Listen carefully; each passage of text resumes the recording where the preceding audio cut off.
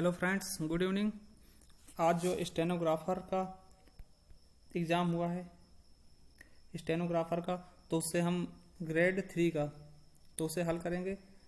चलिए देखते हैं कि किस प्रकार के क्वेश्चन स्टेनोग्राफर ग्रेड 3 में पूछे गए हैं। तो पहले है आपका पैसेज है, इसमें से 5 क्वेश्चन पैसेज से देखकर छांटने हैं, तो आप लोग तो कर ही लोगे। अब हम नेक्स्ट क्वेश्चन से देखते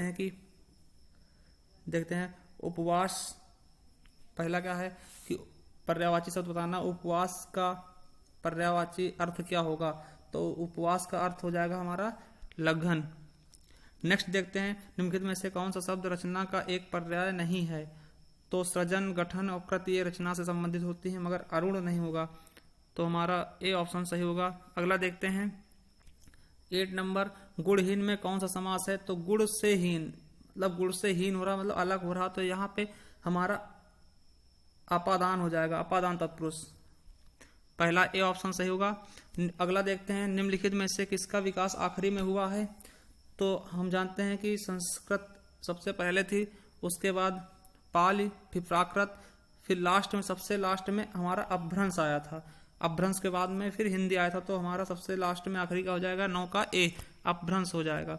अगला हम देखते हैं निम्नलिखित में से शुद्ध वर्तनी चुनिए। तो शुद्ध वर्तनी हमारा बी भंडार गलत लिखा हुआ है। भंडार कैसे लिखा जाएगा, तो ये ऐसे लिखा जाएगा शुद्ध रूप से, तो ये हमारा बी ऑप्शन हो जाएगा 10 का।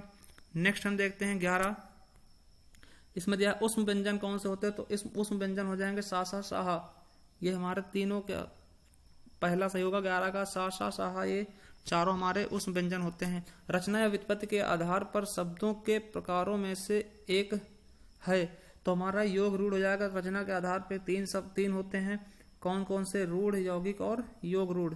रूढ़, यौगिक और तीसरा योग रूढ़ जो दिया हुआ है।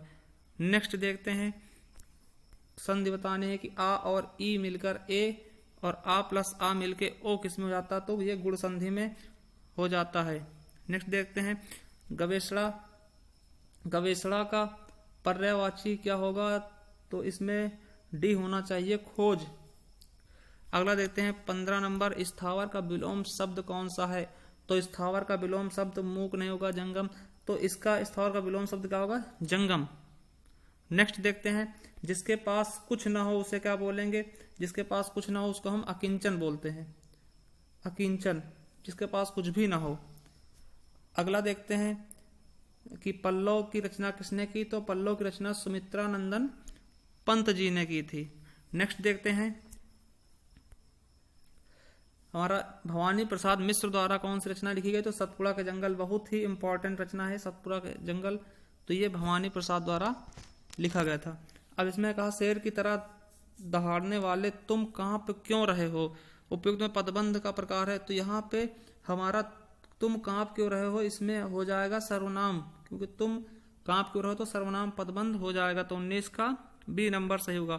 नेक्स्ट देखते हैं माल गोदाम। तो माल के लिए गोदाम हो जाएगा हमारा, तो अपादान से अलग संप्रदान के लिए, तो संप्रदान तत्पुरुष हो जाएगा माल गोदाम, माल के लिए गोदाम। अगला देखते हैं फूले का सकल महि छाई, जनु बरसा ऋतु प्रकट बुढ़ाई में कौन सा अलंकार है। तो यहाँ जन जानो मन मानो आ जाता है, वहां पे उत्प्रेक्षा अलंकार हो जाएगा, तो सी ऑप्शन सही होगा।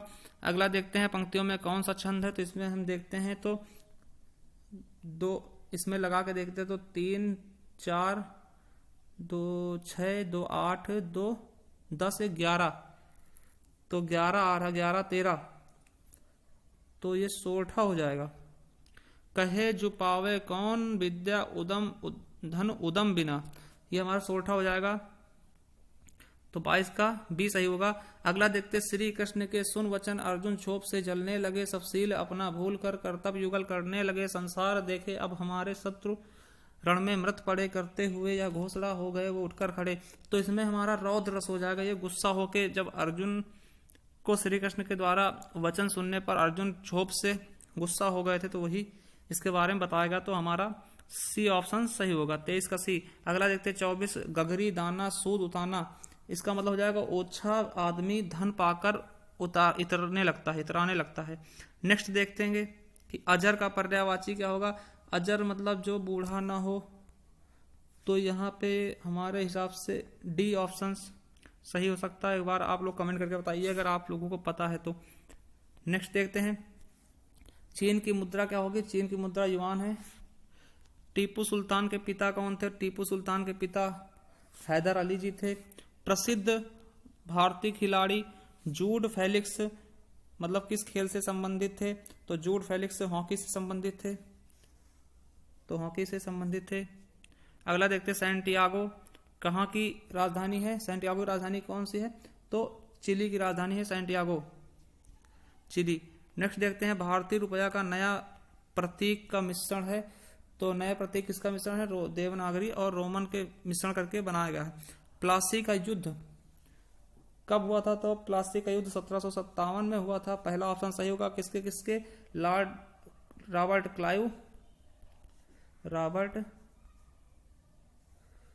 क्लाइव और नवाब सिराजुद्दौला के मध्य हुआ था यह युद्ध। नेक्स्ट देखते हैं हम अगला क्वेश्चन कि गांधी की शीर्षक भूमिका किसने निभाई थी? बेन किंग्सले ने। बहुत ही इंपॉर्टेंट क्वेश्चन है। अगला हम देखते हैं, नेक्स्ट क्वेश्चन क्या होगा हमारा कि मालगुडी डेज किसकी रचना है? तो आर.के. नारायण की रचना है, बहुत ही फेमस रचना है। अगला देखते हैं, हमारे वायुमंडल से कौन सी गैस सूर्य की हानिकारक यूवी किरणों से हमारे त्वचा की रक्षा करती है? तो ओजोन परत होगी, ओजोन गैस होगी, जिसे O3 के नाम से भी जाना जाता है। अगला है आइरिस मानव शरीर के किस भाग से है? तो आंख में आइरिस होती है, तो बी ऑप्शन सही होगा। निम्नलिखित में से कौन सी आनुवांशिक सामग्री है जो माता पिता के संतानों में स्थानांतरित होती रहती है? तो जीन इसमें सही होगा, 61 का बी नंबर। अगला देखते हैं, एफएम रेडियो प्रसारण आज संचार का एक लोकप्रिय माध्यम है।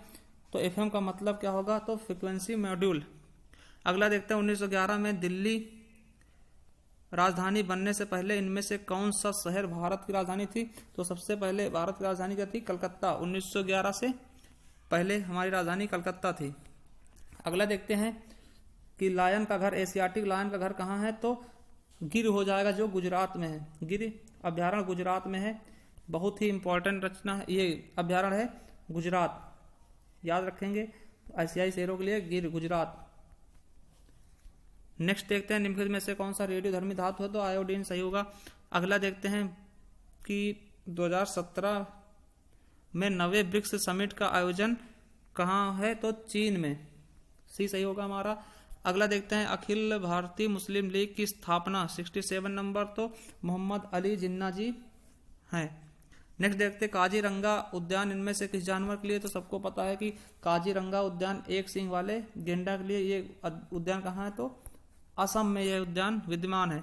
अगला देखते हैं, वर्तमान भारत में टाटा ग्रुप के वर्तमान अध्यक्ष कौन है? तो रतन जी टाटा। बहुत ही अच्छा क्वेश्चन है।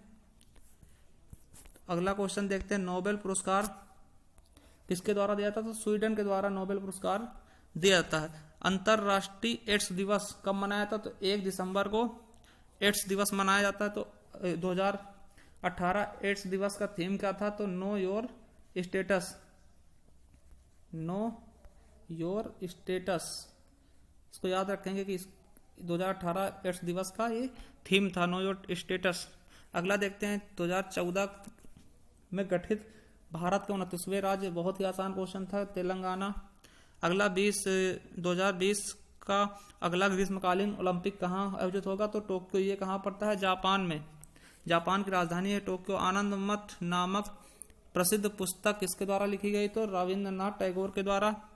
नेक्स्ट देखते हैं, भारत में वर्ष में उपग्रह आर्यभट्ट लॉन्च किया गया था। बहुत ही इंपॉर्टेंट क्वेश्चन, कई बार आ चुका। तो 1975 में रूस से ये प्रक्षेपित किया गया था।